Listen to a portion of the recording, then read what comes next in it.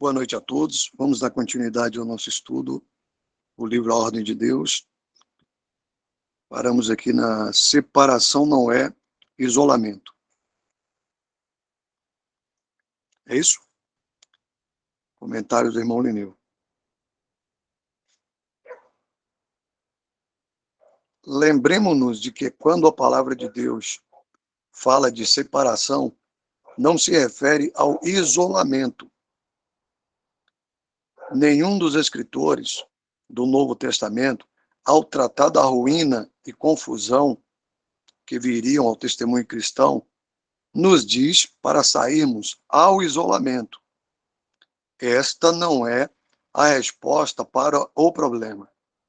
De fato, eles nos instruem a fazer o contrário. A mesma passagem da Escritura que nos diz para nos purificarmos da confusão na grande casa, ao nos separarmos, também nos diz: segue a justiça, a fé, o amor, a paz com aqueles que invocam o Senhor com um coração puro. 2 Timóteo 2:22. Isso mostra que devemos buscar comunhão com aqueles que procuram sustentar os princípios da palavra de Deus.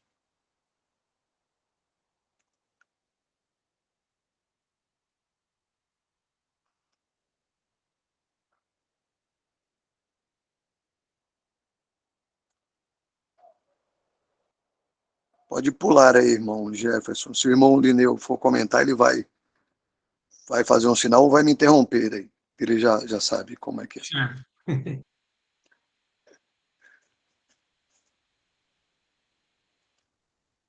À vontade, irmão Lineu. Se já quiser comentar alguma coisa, fique à vontade, por favor. Tá tudo bem. Mais luz. Se a palavra de Deus nos diz para estarmos reunidos em nome de nosso Senhor Jesus Cristo, certamente também deve nos dizer como devemos fazê-lo. Tomamos isso como uma confirmação de que existe realmente um padrão na palavra de Deus para os cristãos estarem reunidos para adoração e ministério. Enquanto continuamos este tratado, esperamos apresentar esse padrão simples perante o leitor. Um importante princípio fundamental para a orientação no dia de abandono é: cessai de fazer o mal, aprendei a fazer o bem. Isaías 1, 16, 17. Até que estejamos preparados para nos separar do que sabemos ser inconsistente com a verdade da palavra de Deus na profissão cristã. Não podemos esperar obter luz para novos passos no caminho. Um grande princípio nos caminhos de Deus é que, quando procuramos andar na luz que Deus nos deu, Ele nos dará mais luz. Na tua luz veremos. Pode subir só um pouquinho aí, irmão Jefferson, porque fica uns ícones aqui, não dá para ver. Ok. Na tua luz veremos a luz. É isso? É. Salmos 36, 9. Abraão é um exemplo. Deus o chamou enquanto ele morava na terra de Ur dos Caldeus. E lhe disse para ir a um lugar na terra de Canaã, que mais tarde seria mostrado a ele. Gênesis 12, 1, 3, Atos 7, 2, 3. Por fé, ele saiu sem saber para onde ia. Hebreus 11, 8. Quando ele parou ao longo do caminho em Harã e se estabeleceu ali, ele não recebeu mais nenhuma luz ou comunicação de Deus para a sua senda, porque Deus nunca lhe disse para parar ali. Gênesis 11, 31. somente depois que ele continuou sua jornada para a terra de Canaã, como o Senhor lhe dissera, que ele recebeu mais comunicações do Senhor. Gênesis 12, 4 ao 7. É o mesmo para nós no caminho da fé. É como os faróis de um carro em movimento à noite. Eles apenas fornecem luz para o motorista enxergar por cerca de 200 metros de cada vez. À medida que o carro avança, o motorista tem luz na estrada para os próximos 200 metros. Mas se ele parar o carro, o motorista não recebe luz além desses 200 metros. Lembremos-nos de que aqueles que estão dispostos a fazer a vontade de Deus, lhes será dado a conhecer a verdade. João 7, 17.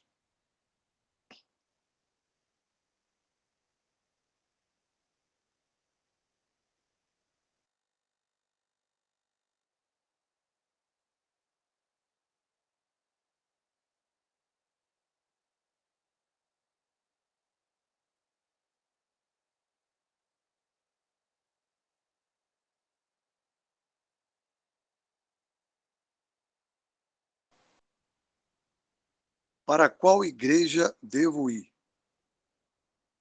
Depois de uma pessoa tiver descoberto que está em uma comunhão cristã com uma grande quantidade de ordem feita pelo homem e se separa dela, ela pode muito bem perguntar: para onde devo ir?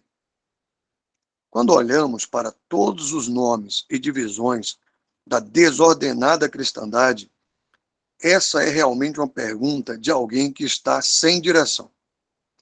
Mas, sem hesitação, respondemos: a Deus e a palavra de sua graça. Atos 20, 32. Devemos buscar a mente de Deus em sua palavra.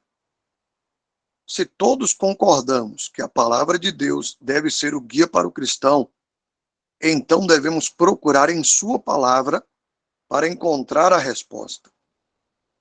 Diante dessa pergunta, indagamos: a qual denominação a palavra de Deus me dirige a participar? Essa resposta é óbvia: para absolutamente nenhuma, pois a palavra de Deus não fala de nos unir a denominações. Não posso pertencer a nenhuma, independentemente de tipo ou tamanho. Pode subir um pouco? Pois, ao fazê-lo, estaria me colocando em uma posição em que a palavra de Deus não me colocou. Esse é um princípio, fazer uma observação, é um princípio importante a gente entender. Muitas pessoas estão descontentes, às vezes, na denominação em que se encontra, né? E quando houve na internet alguma coisa nesse assunto, de estar separado, apartado dessas denominações, ele considera isso como: ah, tá bom, eu não estou contente nessa denominação, eu vou achar um outro lugar para ir, como se fosse uma outra denominação. E, na realidade, o princípio do separar-se, de apartar-se, não é das denominações como denominações, mas do que é pertencer a uma denominação. A gente estar dividido quando deveríamos todos estar em volta de um só nome, o nome de nosso Senhor Jesus Cristo. Não tem nenhum outro nome dado entre os homens pelo qual interessa que sejamos salvos, e, do mesmo modo, nenhum outro nome pelo qual devemos estar congregados, senão o nome de Cristo. E isso é uma coisa que a gente percebe, muitas vezes, a pessoa está descontente. Qualquer coisa lá, teve uma desavença lá, ou talvez estivesse querendo uma posição lá dentro da onde estava e não conseguiu porque existe uma política lá dentro, ou porque foi magoado, e ele sai não pela razão de entender que a divisão é um pecado contra Deus, mas simplesmente porque lá não estava bom. Então, vou procurar outro lugar. E esse não é o caminho correto para a gente sair do mal, né, se apartar dos vasos de desonra e estar reunidos somente ao nome do Senhor. porque lá não deu certo, eu vou procurar um outro lugar. Não é nesse sentido. Nós temos que ter luz daquilo que nós estamos fazendo, na palavra de Deus, entender o que é que ele está querendo. A qual igreja devo ir? A nenhuma, porque a igreja, no sentido que o mundo fala hoje, é a denominação. A igreja isso, a igreja aquilo, diversos nomes. Tem nomes hoje abundantes, né? E também denominações chamadas cristãs e tidas como cristãs, mas que, na realidade, negam a própria pessoa do Senhor, porque ele condena essas coisas, né? Daí, 1 Coríntios 3, a gente vê isso, ele falando que estavam divididos, porque um dizia, eu sou desse, eu sou daquele. E é nesse sentido, então. Logicamente, nós não temos a intenção, e nem a palavra de Deus nos ensina, de que nós devemos nos separar e tentar trazer todo mundo para que restabeleça o que a igreja foi no início. Nós nunca vamos restaurar o que a igreja foi no início, assim como Israel. Deus chamou Israel para ser a nação testemunha, que era o dispensário, aquele que era o que guardava o testemunho aqui na terra. Onde o Senhor se identificava com o povo de Israel era por meio desse povo que ele escolheu. Mas nós sabemos que esse povo, Israel, ele se dividiram em 3 tribos no Jeroboão, ficaram mais 2 tribos em Jerusalém, e foram, então, divididos em Israel e Judá. E deram-se a idolatria e tudo mais. Nunca nós vemos que Deus vai tentar fazer com que eles voltem a ficar assim, senão quando ele estiver tratando com eles pessoalmente no milênio, né, quando ele for estabelecer o milênio, que ele vai tratar com Israel, mas não se unir todo mundo e falar, bom, vamos esquecer tudo que fizeram, vamos voltar a ser vamos restaurar o que era no começo que eu fiz. Não, ele vai julgar Judá, né, que são as 2 tribos de Jerusalém, que são aquelas que estavam quando o Senhor veio, são os que voltaram do cativeiro na Babilônia, quando Neemias narra isso, eles voltando para reconstruir a cidade e o templo. Então, quando o Senhor Jesus veio, fez carne habitar entre nós aqui, o que ele tinha era, lá em Jerusalém, esses judeus que também estavam, não na idolatria, mas longe da palavra de Deus, né? Então, os fariseus já tinham as divisões entre eles, tudo. Mas o que aconteceu? Deus não vai falar, não, eu vou restaurar vocês.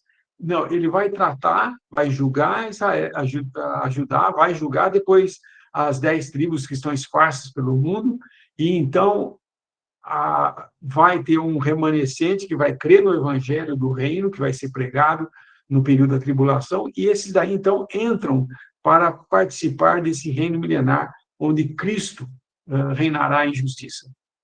Por que eu estou falando tudo isso? Porque a igreja nunca vai ser restaurada, falar, então, olha, vamos esquecer as diferenças, vamos fazer um movimento de ajuntar todos, vamos fazer um ecumenismo. Isso também não é o que a palavra nos ensina. O que a palavra nos ensina, e nós vemos a história da igreja em Apocalipse 2 e 3, de que ela começa com Éfeso, que perdeu o primeiro amor, mas não tinha nenhuma crítica a ser feita, a não ser que tinha perdido o primeiro amor. Mas depois vem uma sequência, que é a história da igreja, que termina na Laodiceia, onde o Senhor está do lado de fora, batendo para entrar. Esse é o estado que nós estamos hoje, que nós nos encontramos hoje como testemunho na Terra. Logicamente, nós não participamos no sentido de que reconhecemos, não, somos uma Laodiceia, vamos ficar que está bom aqui. Não.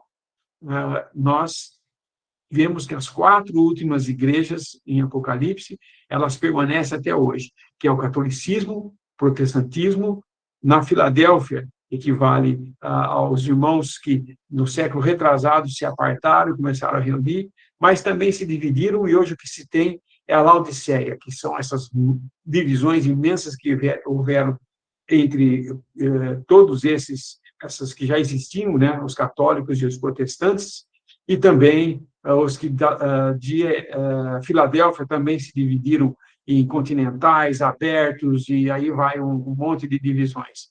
E o testemunho remanescente que vai sobrando de tudo isso é um grupo pequeno. Por isso que fala de Filadélfia como sendo fraco, mas é forte. E Laodiceia se julga forte, mas é fraco. O Senhor está do lado de fora falando, é pobre, cego e nu, e não sabe. Ele fala que é rico, mas não tem nada. E ele está prestes a ser vomitado da boca do Senhor.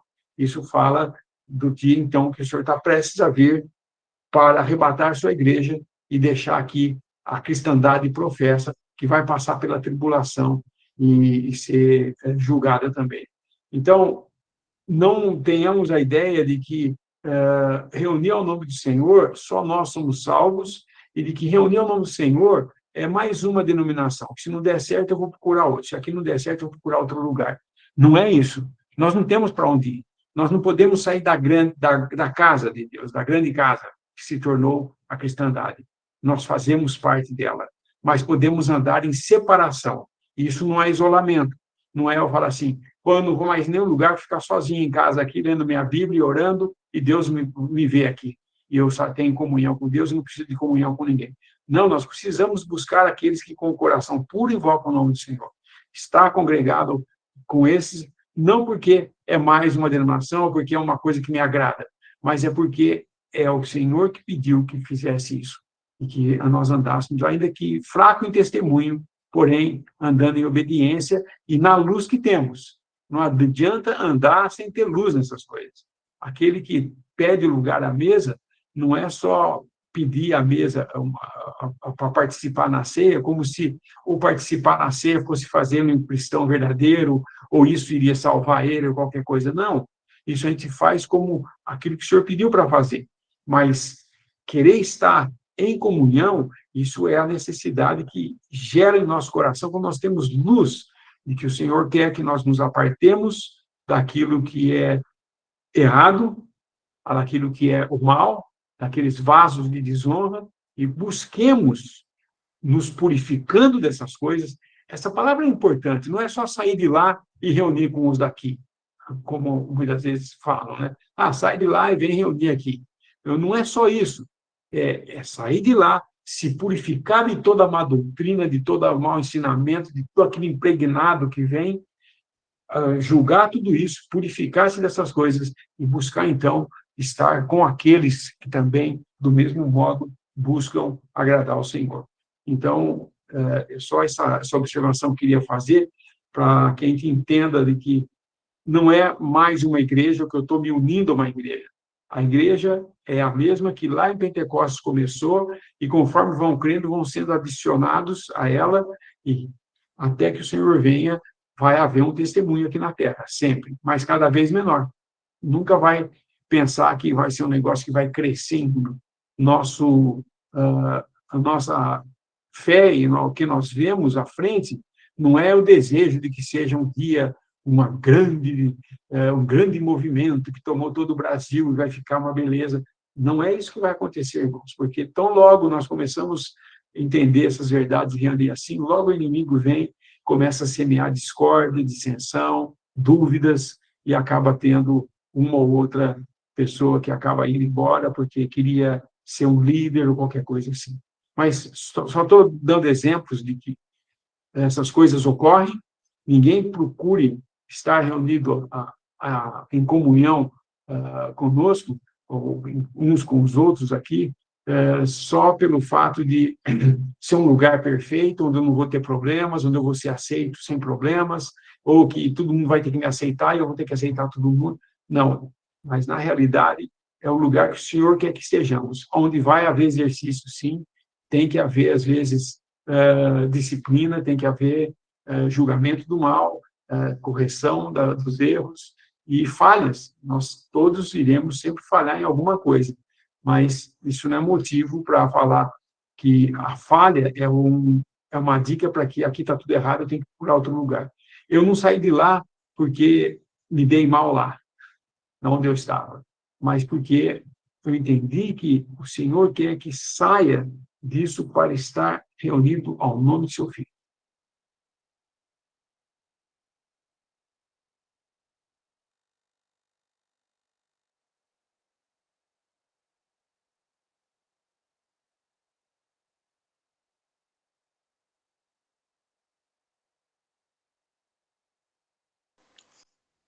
O padrão da Igreja Apostólica.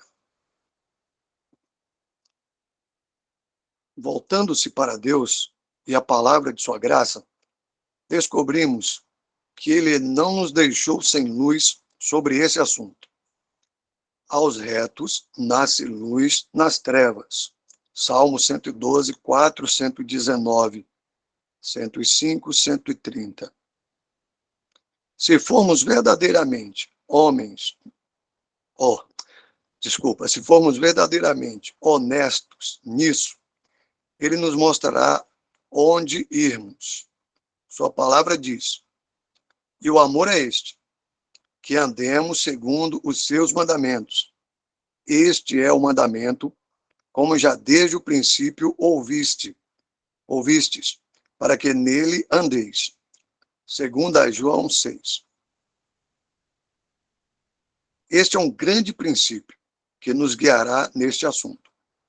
Indica que, em um dia de abandono e confusão, quando a má doutrina e prática prevalecem no testemunho cristão, pois esse é o contexto de 2 João, versos 7, 11, devemos retornar ao que era desde o princípio, até os primeiros princípios do cristianismo. Precisamos ir à palavra de Deus e ver como a igreja nos dias dos apóstolos estava reunida para adoração e ministério, e fazer com que esse seja o nosso padrão.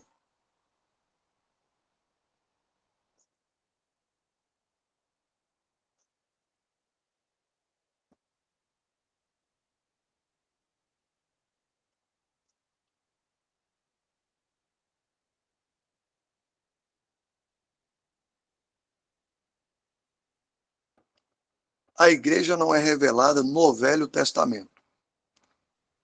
Quando olhamos para a palavra de Deus para estudar a ordem e a função da igreja, devemos olhar para o Novo Testamento e, particularmente, as epístolas. É aqui que a verdade da igreja é revelada. Uma das maiores chaves para entender o que é a igreja e ver que ela não faz parte da revelação do Velho Testamento.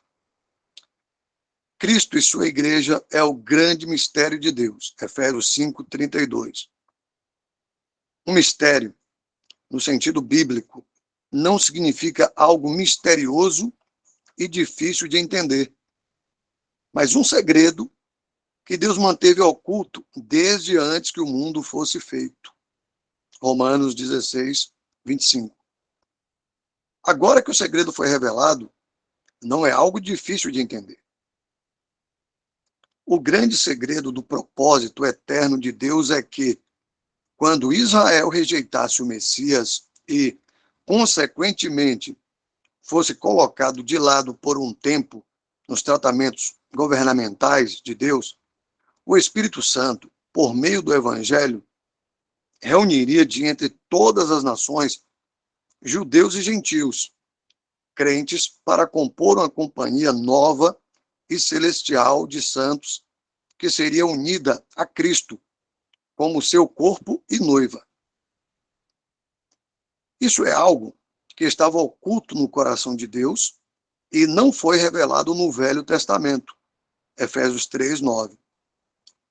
Os que viveram em outras épocas não sabiam nada disso, pois a igreja não havia sequer começado até o dia de Pentecostes. Mateus 16, 18, Atos 2, 1 ao 3, 47, 11, 15. Esse segredo, então, não foi divulgado até os tempos do Novo Testamento, quando foi revelado por meio do ministério especial do apóstolo Paulo. Efésios 3, 2 ao 5, 9, Colossenses 1, 24, 27. O mistério não é a pessoa de Cristo, nem sua vida perfeita nesse mundo. É só um pouquinho. Nesse mundo, o homem, nem sua morte e sua ressurreição. Sua vinda para reinar sobre este mundo em poder e glória. Todas essas coisas foram mencionadas nas Escrituras do Velho Testamento. O maravilhoso mistério agora revelado é que Cristo teria um complemento, a igreja, seu corpo e noiva, ao seu lado naquele dia vindouro, quando ele reinasse publicamente sobre este mundo. Desde o dia de Pentecostes até a vinda de Cristo, o arrebatamento, Deus está chamando pessoas de todas as nações pelo Evangelho para fazer parte desse maravilhoso privilégio. Atos 15, 14. Agora, vendo que a verdade da igreja não faz parte do Velho Testamento, não nos voltamos a ele para aprender como a igreja deve adorar e funcionar administrativamente, uma vez que ela não está ali. Este é um ponto extremamente importante. É algo que muitos cristãos entenderam mal. Aqui apenas um comentário. Realmente, a igreja é uma revelação só do Novo Testamento. Logicamente, nós podemos olhar no Velho Testamento e ver ali figuras da igreja, né?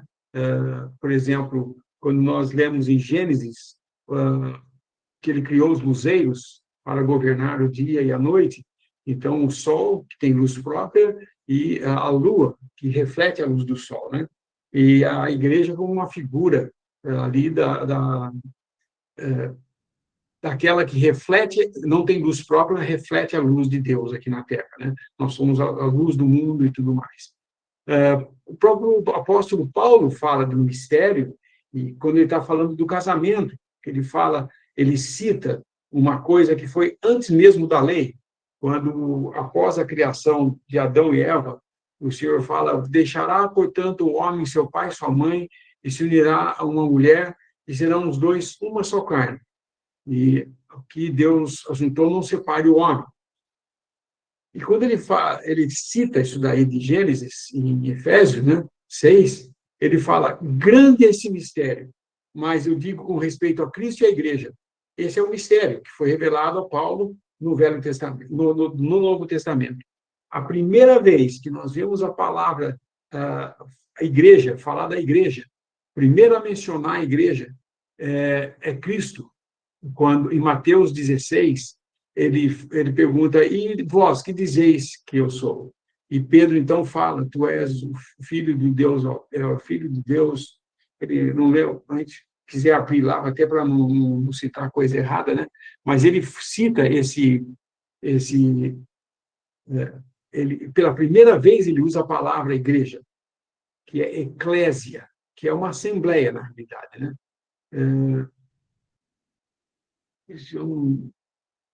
Eu não lembro que passagem que é de Mateus.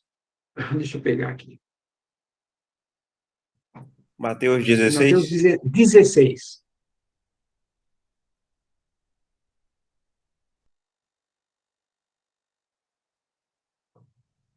É Mateus 16. Acho que é a partir do 13. Uhum.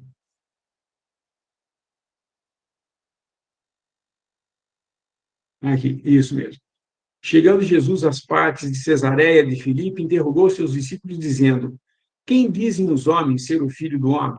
E eles disseram: uns João Batista, outros Elias e outros Jeremias, ou um dos profetas.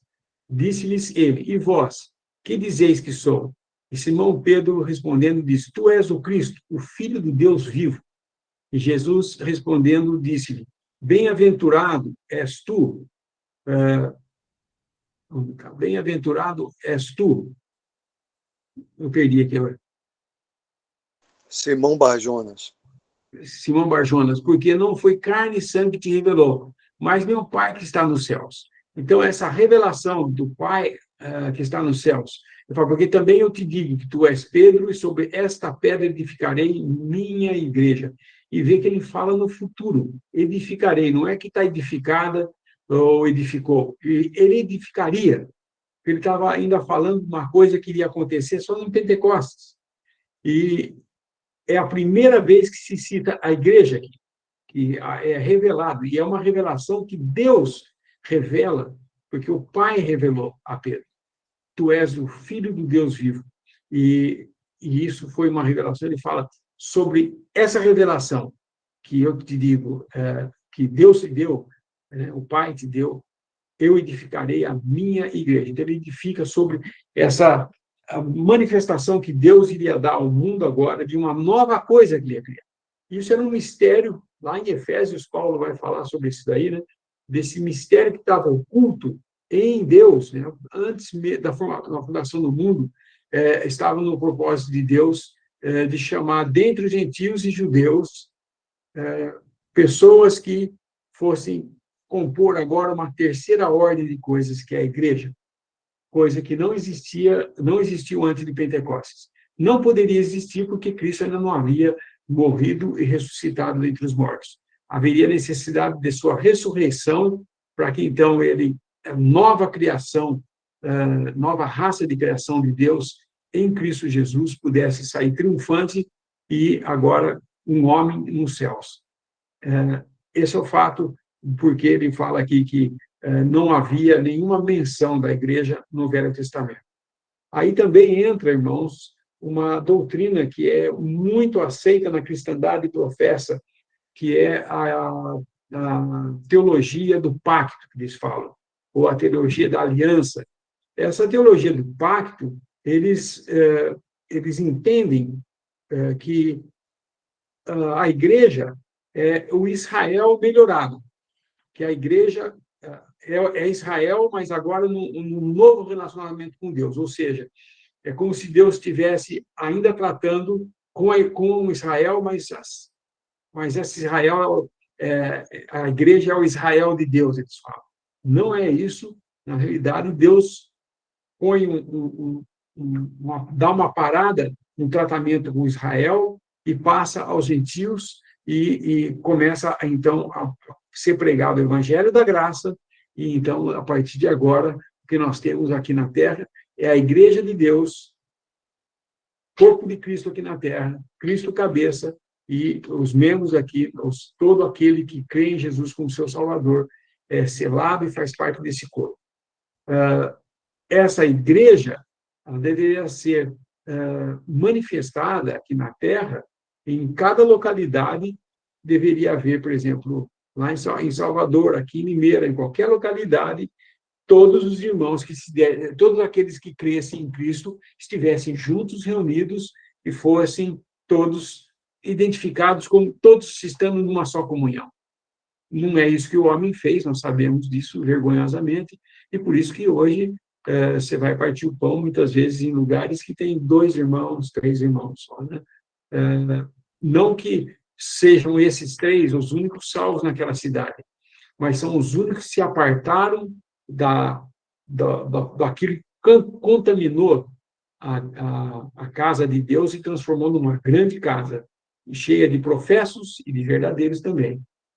Aquele que é verdadeiro e ouve e vê na sua palavra a ordem de se apartar e faz isso e busca estar com aqueles que se apartaram, estão fazendo a vontade de Deus. Mas não está querendo dizer que são só eles os salvos. Isso é muito importante saber, tá bom?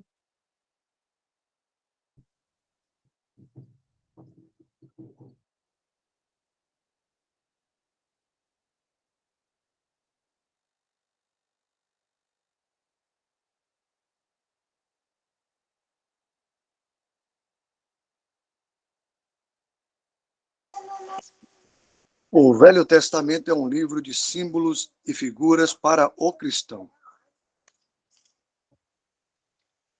Não dizemos que o Velho Testamento não deva ser lido pelos cristãos. É exatamente o contrário. Toda ou cada escritura é divinamente inspirada e proveitosa para ensinar, para repreender, para corrigir, para instruir em justiça. 2 Timóteo 3,16. O Novo Testamento deixa claro que tudo que dantes foi escrito para opor, nosso ensino foi escrito para que paciência ou perseverança e consolação, encorajamento das Escrituras, tenhamos esperança. Romanos 15, 4. Isso mostra que, embora o Velho Testamento não tenha sido endereçado para nós, cristãos, ele foi escrito para nossa causa, por nossa causa. É de extrema importância vermos que, a parte das questões morais, pois essas nunca mudam com Deus, os cristãos devem ler e aplicar o Velho Testamento de modo simbólico e figurativo. As coisas que estão registradas nas Escrituras do Velho Testamento são agora símbolos e figuras para nós, cristãos.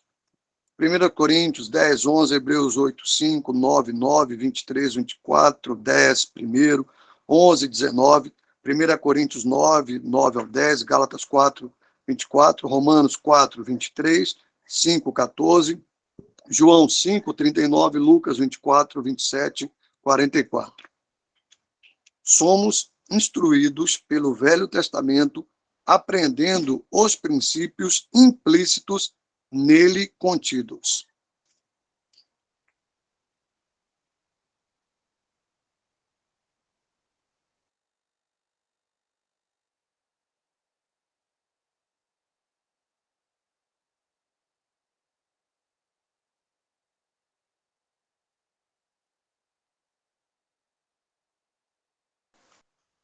O judaísmo não é um padrão para a adoração cristã.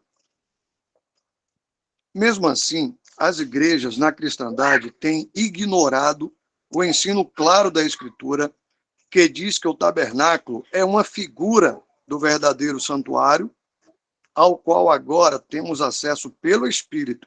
Hebreus 9, 8, 9, 23, 24. Em vez disso, eles usaram o tabernáculo como um padrão para suas igrejas. Eles emprestaram muitas coisas do Velho Testamento em sentido literal para seus locais de adoração e serviços religiosos. Ao fazer isso, o verdadeiro significado dessas coisas é perdido de vista. Magníficos edifícios e catedrais, segundo o padrão do templo do Velho Testamento, foram montados na cristandade. Muitas vezes, eles chamam esses edifícios de templo ou tabernáculo, de acordo com o judaísmo do Velho Testamento. Algumas denominações chegaram ao ponto de considerar uma parte de seu edifício como sendo mais sagrada do que as demais. Pode subir um pouco, irmão? E o chamam de o santuário, como no tabernáculo do Velho Testamento.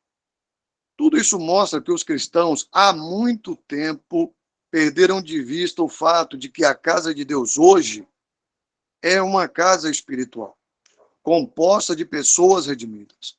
1 Coríntios 3, 9, Efésios 2, 19, 22, Hebreus 3, 6, 1 Pedro 2, 5. E não algo literal e material. A seguir, é apresentada uma lista de algumas das coisas que a igreja emprestou do judaísmo. Uso literal de templos e catedrais como locais de adoração. Uma casta especial de homens que oficiam em nome da congregação. Uso de instrumentos musicais para auxiliar a adoração. O uso de um coral. O uso de incenso para criar uma atmosfera espiritual. O uso de roupas religiosas pelos ministros e membros do coral. O uso de um altar literal, não sacrificial. A prática do dízimo. A observância de dias santos e festas religiosas. Um registro de nomes da congregação. É verdade que muitas dessas coisas judaicas foram um pouco alteradas para se encaixar no contexto cristão, mas ainda tem os aparatos do judaísmo. Esse tipo de influência judaica de princípios e práticas tem permeado a igreja. Muito disso existe no cristianismo há tanto tempo que se tornou aceito pelas massas como sendo o ideal de Deus. Muitos pensam que é bom ter essa mistura judaico-cristã. Infelizmente, misturar essas duas ordens distintas de aproximação a Deus destruiu a característica de cada uma delas. E o que resultou da mistura não é nem judeu, nem cristão. Essa prática de adicionar coisas do judaísmo, adaptando-as ao cristianismo, nós vemos lendo as Escrituras que no Novo Testamento, as cartas de Paulo e no livro de Atos, a gente vê claramente que foi um problema que começou bem cedo, né? Quando ainda estava no início, em que estavam se formando assembleias por toda a Ásia Menor, na região da Galácia, falsos mestres se introduziram, ensinando, por exemplo, a gente vê isso em Atos 15, o que cria-se um problema grande em Antioquia, porque alguns, descendo de Jerusalém, os falsos mestres foram até a região de Antioquia e começaram a pregar que os gentios que se convertiam ao cristianismo tinham que guardar a lei e se circuncidar, senão eles não seriam salvos. Então, eles estavam falando de que a fé, ou ser cristão, só podia ser para alguém que também tinha sido doutrinado pela lei e circuncidado conforme a lei mandava, né? Isso gerou contenda, que nós vimos lá, Paulo e Barnabé, então, vão a Jerusalém, e lá, então, eles têm uma reunião com os apóstolos os anciãos sobre essa questão, e aí, então, tendo chegado a uma conclusão, eles tinham autoridade apostólica para fazer isso, os apóstolos estavam lá, então, eles escrevem uma carta, eles voltam a Antioquia e falam, ó, nenhuma dessas coisas nós vamos montar nenhum peso sobre os gentios, porque nem nossos pais conseguiram carregar isso aí, e nós vamos impor isso daí agora aos gentios, né? Então, a gente vê claramente que era já uma tentativa. Naquele tempo, eram coisas assim, queriam impor a lei mesmo, de circuncisão, continuavam ainda tendo os seus costumes judaicos, né? De asepsia, de lavar as mãos, de usar, quando chegava em casa, tinha que lavar os pés para entrar em casa, algumas comidas eles não podiam comer, o modo de fazer as coisas. Porém, a gente vê que hoje nós não temos muito que brigar ou que contender com denominações que adotem a circuncisão, por exemplo, né? Mas nós temos várias, ou se não quase todas, as denominações que ainda têm um sentido de guardar a lei, sim, de que achar que a lei ainda, o cristão ainda deve guardar a lei, né? E isso seria outro assunto que demoraria muito tempo a gente conversando aqui, mas é só para alertar isso. Hoje, o principal que a gente vê, que está havendo, é um sentimento de que Israel e a igreja é a mesma coisa, e as práticas adaptadas do judaísmo para o cristianismo é porque eles acham que a igreja é uma extensão de Israel, uma continuação melhorada de Israel. E isso não é o que acontece. Se você, como ele fala aqui no final, ao misturar essas duas ordens distintas de como Deus se aproxima ao seu povo, você perde os dois. Você não é nem judeu nem cristão. Você é um judeu cristianizado ou um cristão judaizado. Mas, na verdade, não era esse o propósito de Deus. Nós não temos nada a ver com Israel no sentido das promessas. As promessas a Israel são todas terrenas, as promessas à igreja são todas celestiais. As coisas que os judeus receberam os israelitas, né, receberam da parte de Deus a religião que eles receberam, que é o judaísmo, nele em si não há problema, o problema é o homem, né? Porém, são coisas que tinham que ter apelo aos sentidos, né? Aos olhos, ao tato, eles tinham que ouvir, ver, sentir. Então, tinha o incenso, a música, o ouro, as construções, as coisas que tudo Deus falava como que tinha que ser feito, né? Mas não no Novo Testamento, onde a adoração é em espírito e verdade. Lembre-se de que o Senhor, quando se encontra com a mulher samaritana, ela fala: nossos pais dizem que é nesse monte aqui que a gente tem que adorar. E vós dizeis que é lá em Jerusalém. A resposta do Senhor: vem a hora e agora é, que nem nesse monte, nem em Jerusalém adorarão, porque o Pai busca adoradores que o adorem em espírito e verdade. Israel adorava a Deus em verdade, porque aquilo que Deus havia estipulado para eles construírem e a lei que ele havia dado foi dada por Deus. E era a verdade de Deus. Não há nada de errado com a lei, não há nada de errado com o judaísmo, no sentido de que foi instituída por Deus em seu relacionamento com essa nação de Israel.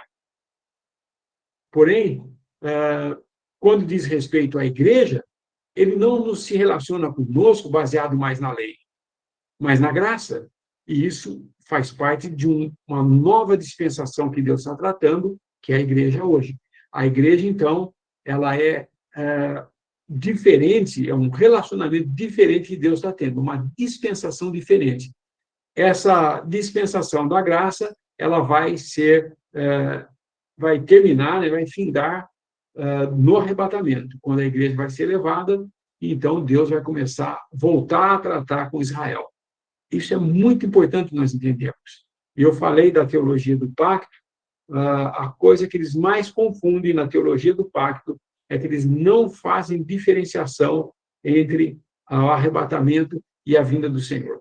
Eles acham que é tudo um evento só que vai acontecer. Quando ele fala da vinda para os seus, é a mesma coisa que a vinda com os seus. E isso não é verdade, porque nós vemos que o Senhor mesmo faz essa distinção. Eu estarei convosco e em vós. Isso é a habitação do Espírito Santo no cristão. Essa habitação, que é o que caracteriza a igreja, né, o selo do Espírito Santo, é o que distingue a igreja, o verdadeiro cristão. Quando em Romanos ele fala a respeito do cristão, ele fala porque quem tem o Espírito, esse é de Cristo, quem não tem, não é. Então, o que é um cristão? É alguém que, tendo crido no Evangelho da sua salvação, recebeu o selo do Espírito Santo porque creu no que Deus fez, na obra que Deus estipulou para o homem ser salvo, justificando a Deus. Então, isso torna bem claro que não tem jeito de misturar judaísmo e cristianismo. É uma pena a gente ver hoje como esses movimentos, inclusive durante esse período de eleições, em que muitos evangélicos saíram em prol da política e que levantaram a bandeira da política, em que recebia também a bandeira de Israel junto ali no meio, porque é essa ideia da teologia do pacto. Israel e a igreja são o mesmo Deus, então nós somos também a mesma religião, entendeu? E cristianismo não é religião, né? A igreja não é uma religião. A igreja é um corpo aqui na Terra, é uma coisa viva. Nós não nos reunimos em volta de uma religião. Nós nos reunimos em volta de uma pessoa. Quem nos atrai para fora do arraial religioso ou do aprisco, quem abre a porteira, entra e sai, e aqueles que são seus o seguem, é Cristo. Então, o que segurava o judeu como um todo era a cerca do aprisco, né? A cerca que cercava o rebanho. Essa cerca era a lei que os mantinha como Israel. E o Senhor fala que o pastor viria, abriria e chamaria para fora. Isso é o que nos atrai a ficarmos unidos, é o centro. Cristo, o centro, e nós reunidos E essa força que nos reúne não é uma lei que nos cerca em toda a nossa volta, colocando limites, mas é a nossa atração pelo centro, que é Cristo, o centro de todas as coisas. Isso é muito importante entendermos para podermos entender o Novo Testamento, quando se fala de Israel, quando se fala para a igreja, e não entendendo essas diferenciações, acaba caindo nesses problemas judaico-cristãos aí, e essa igreja que está, se diz a igreja que se diz cristã, mas está vestida de judeu.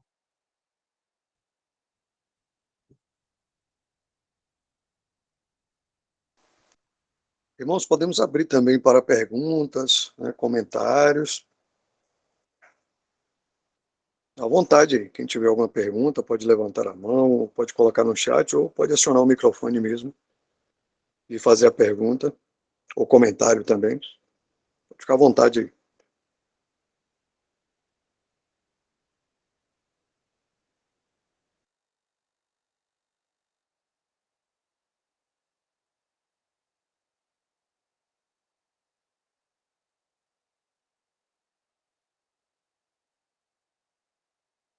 Só tem um comentário ainda da irmã Raquel, né? Acho que é sobre aquela questão lá de Pedro, né? Falando do catolicismo aí.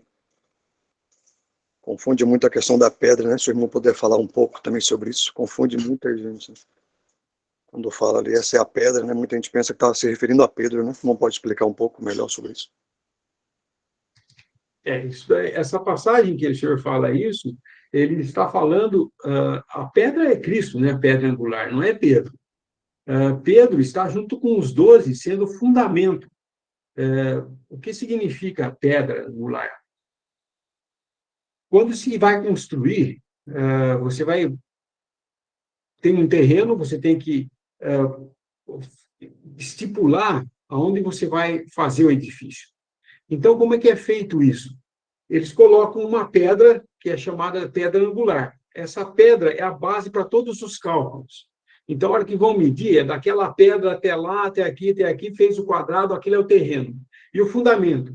Baseado nessa pedra angular, aí vai ter um alicerce aqui, um aqui, e faz um alicerce. E aí, como esse fundamento, a fundação da casa, que é o que mantém firme a casa, que é a base da casa, aí então vão sendo colocados tijolos e se levantando as paredes, né?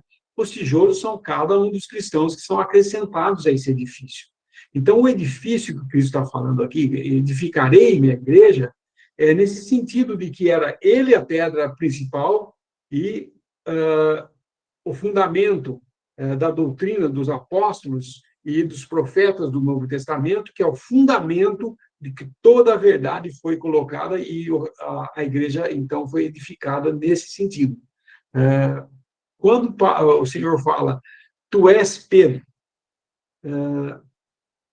ele está falando uma pedrinha, mas tu és uma pedrinha, mas a pedra é aquela revelação que ele tinha, tu és o Filho do Deus vivo. A revelação que Pedro tinha tido, quando ele falou, espontaneamente ele falou, tu és o Filho de Deus vivo, porque quem dizeis que eu sou, e vós, quem dizeis que eu sou? Ele falou, tu és o Filho de Deus vivo? Sim, foi o Pai que te revelou essa coisa.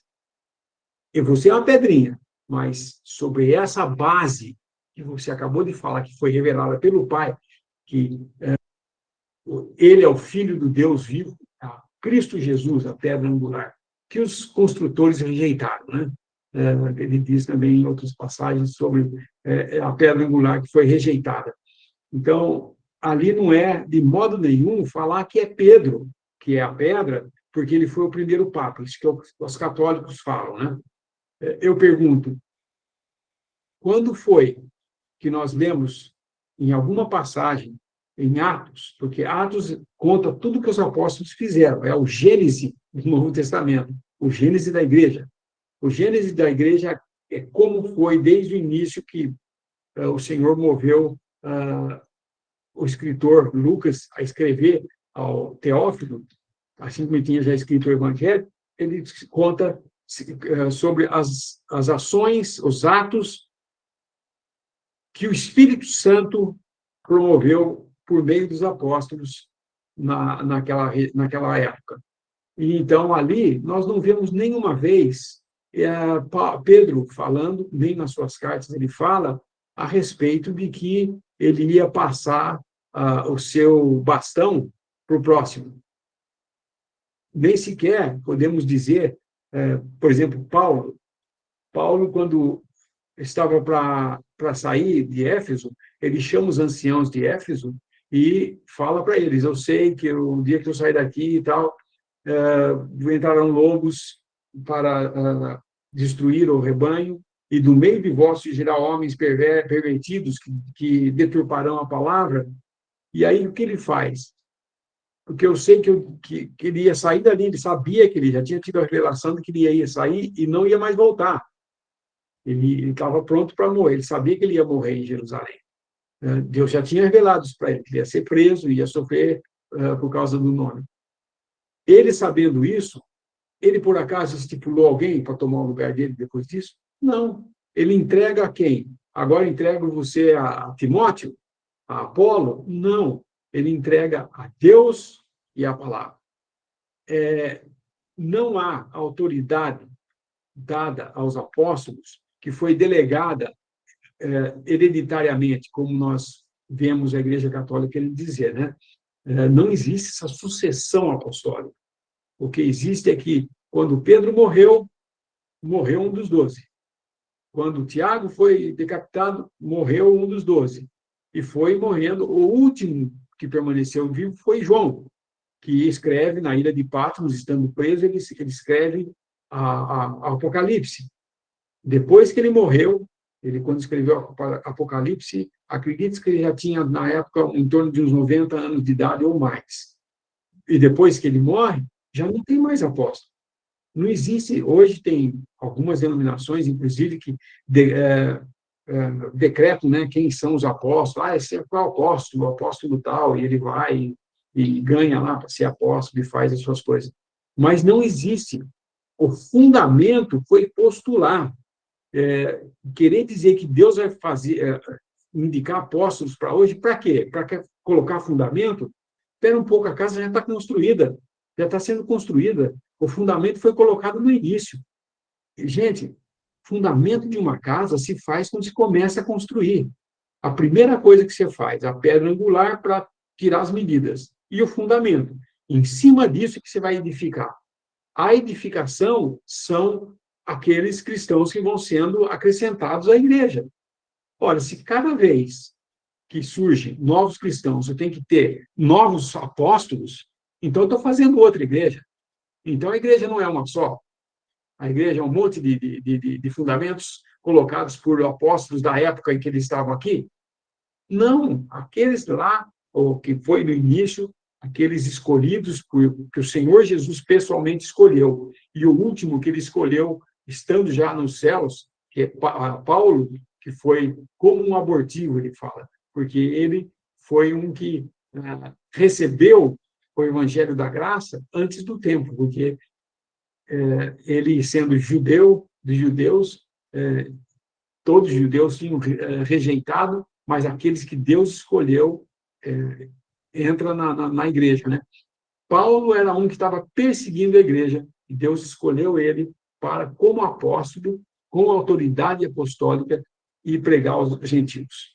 Então, essa ideia de que Pedro foi o primeiro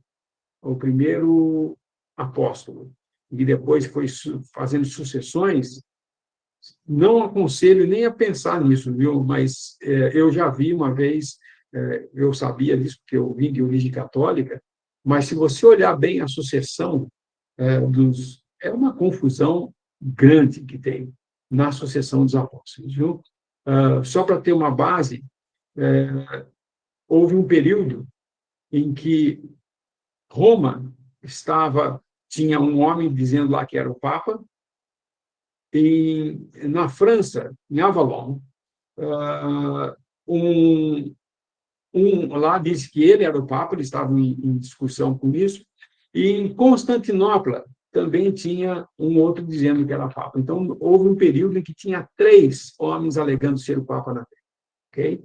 Então, não é uma coisa que foi uma belezinha, não. Que nem é um rei, né? Morre o rei, põe outro no lugar, morre o rei, põe outro rei no lugar. Eles fazem isso como se o apóstolo fosse reis, né? Fosse uma coisa hereditária, uma monarquia, ou um sangue azul, né? Especial, que não é nada disso.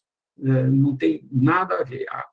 O que fala ali em Mateus é o Senhor falando, tu és uma das pedras aqui que vai ser colocada, mas fundamento dos apóstolos e a doutrina dos profetas, né? Aquilo que os profetas ensinaram aos profetas do Novo Testamento. Nisso é edificada a igreja, que é o Novo Testamento que nós temos na nossa mão. Ali está o fundamento dessas coisas. Não é, de modo nenhum, pessoas.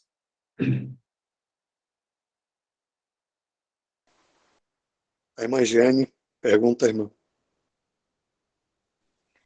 Boa noite, irmãos. Boa noite, irmão Leneu. Irmão, o fato de os sacerdócio católico não casar, dizer que não pode casar, baseado no 12 apóstolos, serem solteiro, o senhor sabe me responder sobre isso? Se tem algum fundamento. Eles não eram solteiros. Pedro levou a sua sogra para ser curada pelo Senhor, né? Na verdade, o erro não está se casou, se não casar, porque, na realidade, Deus nunca pediu abstinência de matrimônio. Ele instituiu o matrimônio, né? Então, essa ideia que eles fazem de celibato, né? Eles falam celibatismo, eles dão o nome de celibatismo, que o sacerdote católico ele não pode se casar. Deu no que isso daí?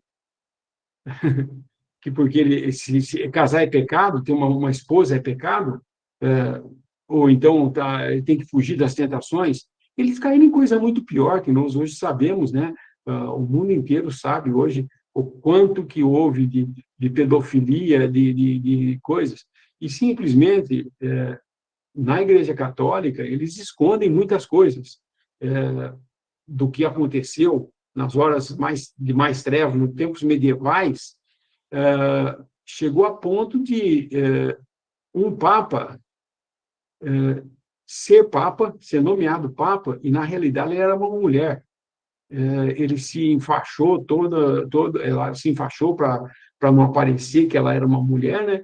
E ela foi seguindo a carreira ali de sacerdote até chegar a papa. Isso eles escondem. Você fala isso com um católico, ele fala, ele nega, ele fala que não, tal. Mas existe, a gente lê na história coisas absurdas de haver comunicações entre onde era o templo, né?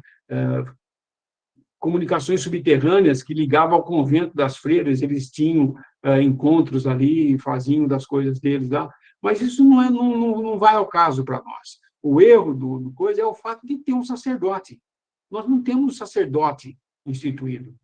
Veja se alguma vez, quando Paulo fala nas suas cartas a respeito dos dons dados à igreja, se tem algum dom de sacerdote. Tem de mestres, de pastor. Aliás, a palavra pastor confundida, né? Pastor não é aquele que nós vemos hoje, que é o líder, que é o dono do negócio, não. O pastor é aquele que pastoreia, que visita, ajuda as necessidades, visita os irmãos que estão doentes. Tem aquele que cuida da pessoa, mas não necessariamente aquele que ministra, que ensina, que é o único que tem autoridade para partir o pão, por exemplo, para dar graças pelo pão. Sacerdócio, quando a gente vê na Escritura, fala que todos somos sacerdotes. Porque o sacerdócio é chegar na presença de Deus, nós não precisamos hoje de sacerdotes. Todos nós somos sacerdotes nesse sentido. Porque pela obra de Cristo, nós temos livre acesso à presença de Deus. Isso significa dizer, no Velho Testamento, quando alguém do povo de Israel queria oferecer a Deus um sacrifício por alguma coisa que ele tinha feito, ele ia levar um sacrifício a Deus, ele não chegava lá, entrava no santuário entrava lá no Santo dos Santos e punha lá o sacrifício no altar. Não, ele não podia fazer nada disso, não. Ele não entrava lá. Ele tinha que trazer o animal, dar ao sacerdote. E o sacerdote, depois de purificado, ele levava o cordeiro lá, sacrificava o cordeiro, derramava o sangue ali, aspergia e tal, e queimava a Deus como oferta pelo pecado daquela pessoa que trouxe. Por exemplo, a ideia de que um judeu pudesse, porque ele era judeu, ele podia entrar, não era em todo lugar. O santuário tinha uma área externa onde os gentios podiam entrar, que era uma parte fora do templo, de uma parede para dentro já não podia entrar. No lugar santo e no Santo dos Santos ele não podia entrar. E os judeus também tinham um lugar que eles não podiam entrar, não. Eles só podiam entrar até a segunda parte. Já no lugar do Santíssimo, né, no Santo dos Santos, só o sumo sacerdote entrava uma vez por ano. E esses sacerdotes, eles faziam intercessão pelo povo. Eles eram mediadores, porque o homem não tinha acesso à presença de Deus, porque existia um véu.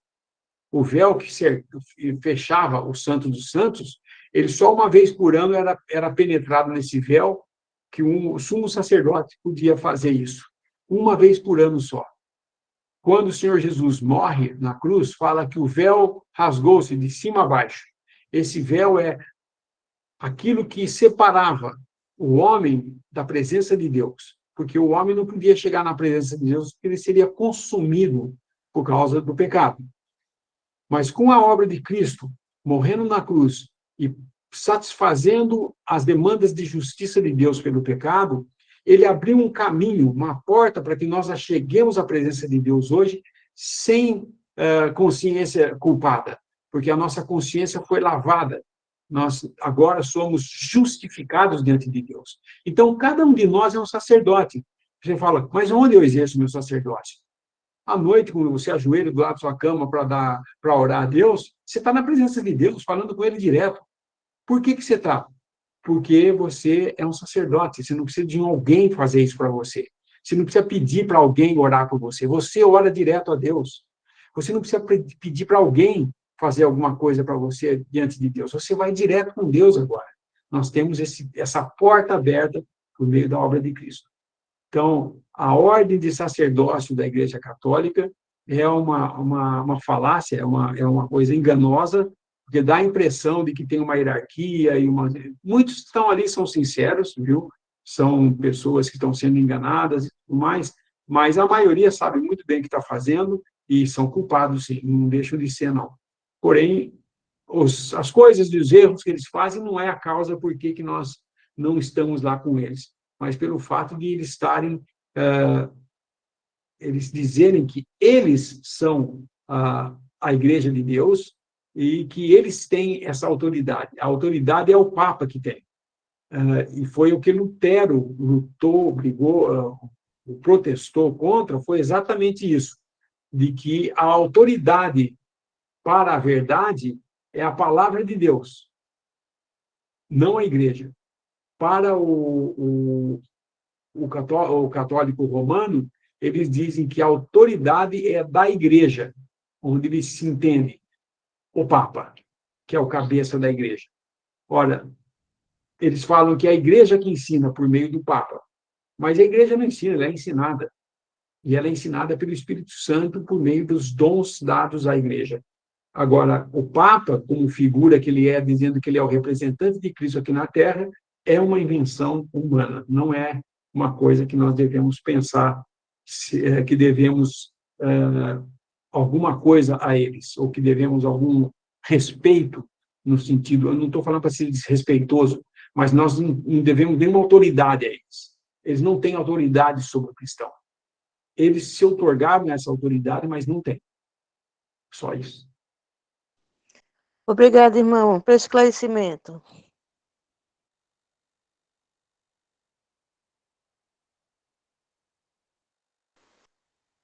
Mais alguma pergunta, irmão? Se não tivermos, chegamos já ao nosso horário.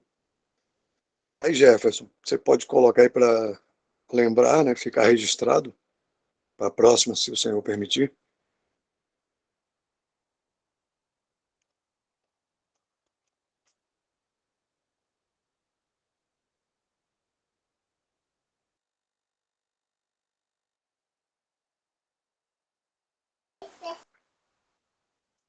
Até aí, né, irmão Lineu? Ou tem mais alguma coisa? Acho que tá bom até aí, né? Por mim, tudo bem. E os outros irmãos aí? Alguma coisa ainda?